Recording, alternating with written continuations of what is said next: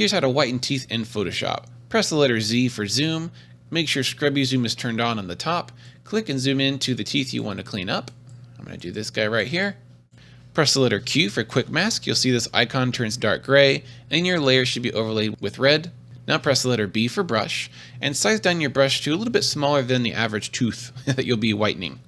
Now you can click and paint what appears to be red on top of all the teeth. Don't worry, this is just going to become a selection, which will allow us to whiten just the pixels on his teeth and nothing else.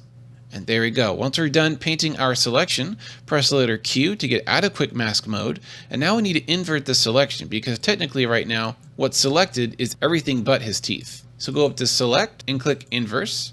Now only his teeth are selected. Let's zoom back in with the letter Z and click and drag. And now we just press Ctrl U for the hue and saturation adjustment. And you can turn down the saturation, but be careful, don't go all the way down or it'll look like that.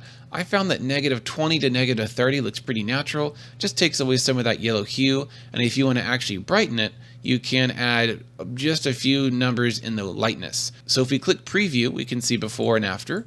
Pretty good. If you want to do this non-destructively with an adjustment layer, let me go back a few steps, Ctrl Z, here we go. Q for quick mask, B for brush. I'm going to reselect his teeth real quick. I know it's not a great job. Boop, boop, boop. There we go. Okay. Q to get out of quick mask. Select and inverse or Shift Control I on Windows to invert your selection. And now to make a adjustment layer, go to this adjustment layers button in the layers panel. Click on hue saturation and your selection will automatically be turned into a mask over here. You can't see it because it's so small, but it is there.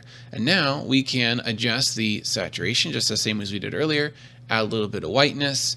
And if we alt click on the mask, we can see just the teeth are white. You can go back and fine tune this if you missed a spot like this. I went a little too far. So I can use my brush tool on the color black, make sure black is on the top over here. And I can basically unmask this adjustment layer to only be his teeth, not his gums. Don't decolorize their gums because that looks weird. And there we go. A lot more control with adjustment layers. You can of course save this Photoshop file, come back and tweak this forever later if you need to.